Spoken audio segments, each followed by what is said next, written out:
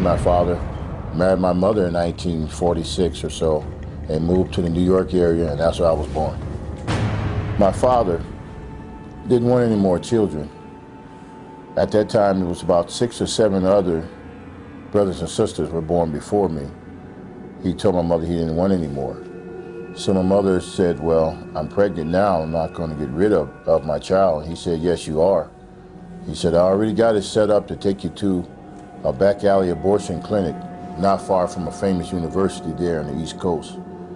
And when my mother resisted having this abortion, he commenced to beating her and kicking her in the stomach and hitting her, trying to force the baby to come out or be stillborn. And so when that didn't work, he dragged her through the house and threw her in the car and took her down to where the abortionist was, and they were already waiting for her. They put her on the table, put her feet up in the stirrups, went inside of her with all kinds of weapons of destruction. And then they also was using types of pills and different things like that, making my mother swallow them to try to destroy me from inside her stomach and to her womb area.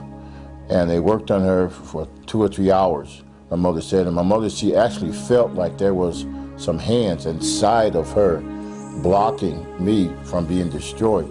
And when my father and the abortionist saw that they could not reach me, and they could not pull out any parts of my body, was trying to pull me out piece by piece, and they seen that they couldn't find me, they decided, they said, well, there's no way that she can either not be pregnant, or if she is, we're just going to leave the baby because it's too much trouble. We'll kill her in the process. And my father didn't want to kill her. He was just trying to get rid of another baby.